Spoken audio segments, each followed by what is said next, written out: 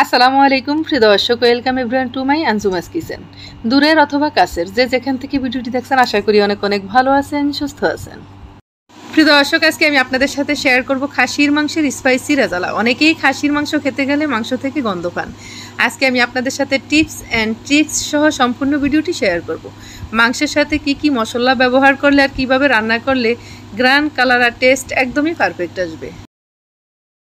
প্রিয় দর্শক, আমার এই ভিডিওটি যদি আপনাদের ভালো লাগে তাহলে অবশ্যই ভিডিওতে একটু বেশি বেশি লাইক, শেয়ার, কমেন্ট করবেন। আর আপনি যদি আমার চ্যানেলে নতুন হয়ে থাকেন তাহলে চ্যানেলটিতে আরও নতুন নতুন ভিডিও পেতে চ্যানেলটি এখনই সাবস্ক্রাইব করে দিবেন, আমাকে বেশি বেশি করে সাপোর্ট করবেন। প্রায় 2.5 কেজির মতো খাসির মাংস নিয়েছি। মাংস ধুয়ে পানি জড়িয়ে নিয়েছি। এবার সাথে আধা কাপ পরিমাণ টক দই দিয়ে মাংস মাখিয়ে প্রায় 15 থেকে 20 মিনিটের মতো রেস্টে রেখে দিব। এভাবে টক দই দিয়ে মাংস মাখিয়ে রান্না করলে মাংস রান্না শেষে অনেক সফট হয় আর খেতেও অনেক টেস্ট হয়। শুরুতেই প্যানে দিয়ে দিলাম রান্নার তেল। আমি আগে থেকে যে পেঁয়াজ বেরেস্তা করেছি ওই তেলটাও এখানে ব্যবহার করলাম। সাথে আরও কিছুটা তেল দিয়ে দিলাম, প্রায় 1 কাপের মতো তেল দিয়ে দিলাম। এখানে কিছুটা সরিষার তেল ব্যবহার করতে পারলে ভালো হবে। সাথে 1 বাটি পরিমাণ পেঁয়াজ কুচি দিয়ে দিলাম। পেঁয়াজ হালকা একটু কালার করে ভেজে নিব। যেহেতু এই রান্নায় আমি পেঁয়াজ বেরেস্তা ব্যবহার করব, এজন্য এই পেঁয়াজটা আর বেশি কালার করব না। প্রিয় দর্শক, আমি সবসময় আপনাদের একটি কথাই বলি, যে কোনো রান্নার ভিডিও শুরু থেকে শেষ পর্যন্ত দেখে নিতে হয়।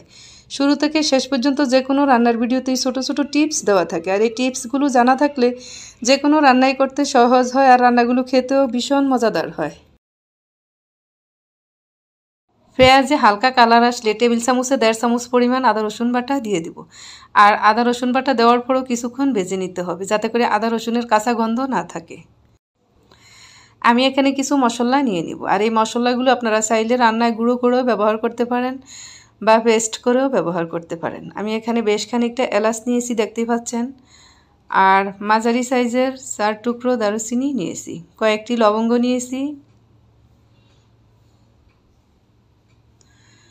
ছোট জায়ফলের অর্ধেক অংশ নিয়েছি। 5 কেজি পরিমাণের মাংসের সাথে একটি দেওয়া যায়, আমি এখানে 2.5 কেজি মাংসের সাথে অর্ধেকটা নিয়েছি। জয়ত্রীও সমপরিমাণে নিয়েছি। কিছু গোলমরিচ নিয়েছি আর কয়েকটি শুকনো লাল মরিচ নিয়েছি। রেগুলার জিরা, শাহি জিরা। শাহি জিরাটা দিলে স্মেলটা অনেক বেশি সুন্দর আসে। এই মশলাগুলো আমি এখানে পেস্ট করে নিয়েছি, আপনারা চাইলে গুঁড়ো করেও ব্যবহার করতে পারেন। প্রিয় দর্শক, খাসির মাংসের সাথে এই ইনগ্রিডিয়েন্টসগুলো ব্যবহার করলে আর রান্নার কিছু নিয়ম আর রান্নার শেষের দিকে আমি আরও কিছু উপকরণ দিব, এগুলো দিলে আমার মনে হয় না খাসির মাংসের আর গন্ধ থাকার কথা। আমি কিন্তু এই মশলাগুলো টেলে নেইনি, আমি কাঁচা পেস্ট করে নিয়েছি। এজন্য এই মশলাগুলো তেলের ভিতরে দেওয়ার পর বেশ কিছুক্ষণ সময় ধরে ভেজে নিব, যাতে করে এই মশলার কাঁচা গন্ধ না থাকে। এই মশলাগুলো তেলের ভিতরে ভাজতে ভাজতে আবার পুড়ে ফেলা যাবে না। আপনি কিছুক্ষণ পর নিজেই বুঝতে পারবেন যে মশলাটা ভাজা হয়েছে, সুন্দর একটা স্মেল আসবে। সাথে 3-4টি তেজপাতা দিয়ে দিলাম, অল্প কিছুটা দারুচিনি আর এলাচ দিয়ে দিলাম। এই মশলাগুলোর কাঁচা গন্ধ কিন্তু একদমই ভালো লাগে না, এজন্য এই মশলাগুলো কিছুক্ষণ ভেজে নিতে হয়। এবার সাথে দিয়ে দিব গুঁড়া মশলা। 4 চামচে 2 চামচ পরিমাণ ধনিয়া গুঁড়া দিয়ে দিলাম। 2 চামচ দিয়ে দিলাম হলুদের গুঁড়া। শুকনো লাল মরিচের গুঁড়ো দিয়ে দেবো 2 চামচ পরিমাণ। তবে এখানে ঝালের পরিমাণটা বেশি দেওয়া যাবে না, আমি গোলমরিচ গুঁড়া দিয়েছি, সাথে আবার শুকনো লাল মরিচ দিয়েছি, এজন্য মরিচের গুঁড়াটা একটু কম করে দিতে হবে। ঝালের পরিমাণ বেশি দেওয়া বলতে আপনারা যে যেরকম ঝাল খেতে পছন্দ করেন ওই অনুযায়ী দিয়ে নেবেন। তবে এখানে আমি গোলমরিচ দিয়েছি, শুকনো লাল মরিচ দিয়েছি, এজন্য ঝালের পরিমাণটা আমি এখানে একটু কম করে দিলাম। আপনারা যে যেরকম খেতে পছন্দ করেন সেভাবেই দিয়ে নেবেন। এই মশলাগুলো দেওয়ার পর একটু হালকা করে ভেজে নিলাম। এবার সাথে পানি দিয়ে মশলাগুলো অনেকক্ষণ সময় ধরে কষিয়ে নিব। পানি দিয়ে মশলাটা এমনভাবে কষাতে হবে পানিটা শুকিয়ে যাবে আর তেলটা উপরে ভেসে উঠবে, তখনই বুঝতে হবে মশলাটা কষানো হয়েছে। মশলার সাথে স্বাদ মতো লবণ দিয়ে দিলাম, সামান্য একটু চিনি দিয়ে দিলাম।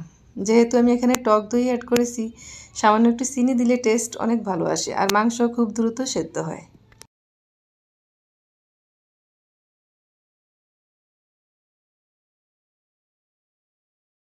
মশলার উপরে তেল ভেসে উঠেছে, মশলা কষানো হয়ে গেছে। এবার সাথে মাংস দিয়ে দিলাম। এবার মাংসের সাথে মশলা ভালো করে মিশিয়ে নিতে হবে, যাতে করে সবগুলো মাংসের গায়ে গায়ে মশলা লেগে যায়।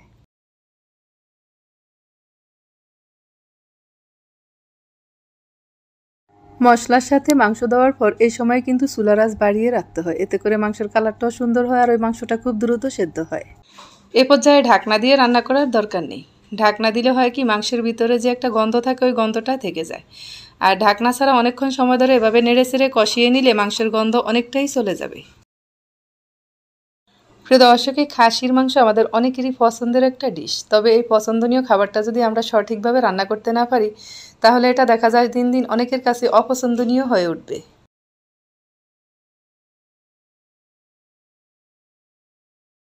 নতুন পুরাতন রাঁধুনিদেরকে বলছি, আপনারা খাসির মাংস যদি আমার এই প্রসেসটি ফলো করে রান্না করে কাউকে খাওয়ান তারা আপনার রান্নার প্রশংসা করবেই করবে, আমি কথা দিলাম। চুলার আঁচ বাড়িয়ে ঢাকনা ছাড়া বেশ খানিকক্ষণ সময় ধরে মাংস কষিয়ে নিলাম। তবে কিছুক্ষণ পর পর নেড়ে চেড়ে দিতে হবে যাতে করে তলানিতে লেগে না যায়।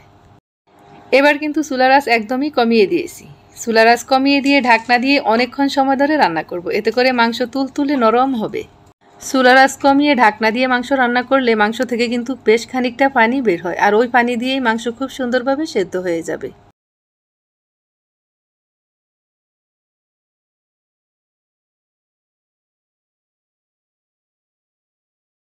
ঢাকনা দিয়ে রান্না করার ফলে দেখুন কতটা পানি বের হয়েছে।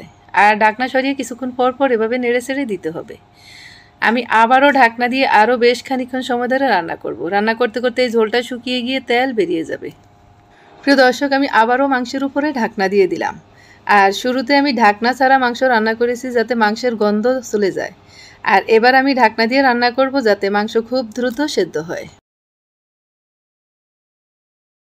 এবার মাংসের ঝোল একদমই শুকিয়ে গেছে, মাংস আর ঝোল একদম মাখা মাখা হয়ে আসছে। আর কিছুক্ষণ এভাবে নেড়ে চেড়ে নিলে ঝোল শুকিয়ে গিয়ে তেল বেরিয়ে আসবে।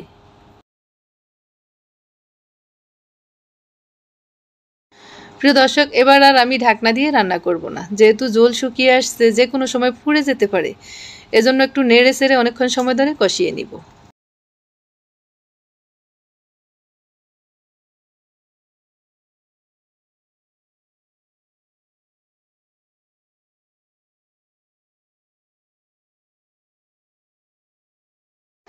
মাংস এভাবে কিছুক্ষণ সময় কষিয়ে নিলে কিন্তু মাংস প্রায় সেদ্ধ হয়ে আসে।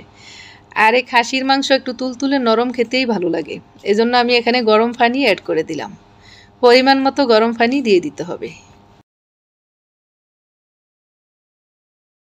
জল দেওয়ার পর চুলার আঁচ প্রথম দিকে একটু বাড়িয়ে রান্না করব, এরপর চুলার আঁচ একদমই কমিয়ে দিব। এবার সাথে দিয়ে দিব আমি কয়েকটি ভেজে রাখা আলু। আমি আগে থেকে আলুটা ভেজে রেখেছি, তবে আপনারা চাইলে আলু ছাড়াও রান্না করে নিতে পারেন।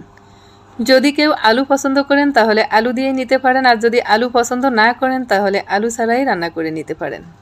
ঢাকনা দিয়ে চুলার আঁচ কমিয়ে আমি অনেকক্ষণ সময় ধরে রান্না করে নিলাম। এবার একদমই রান্নার শেষের দিকে সাথে কিছুটা সস দিয়ে দিব। মাংস রান্নার শেষের দিকে এই টমেটো সস দিলে মাংসের টেস্ট অনেক ভালো আসে।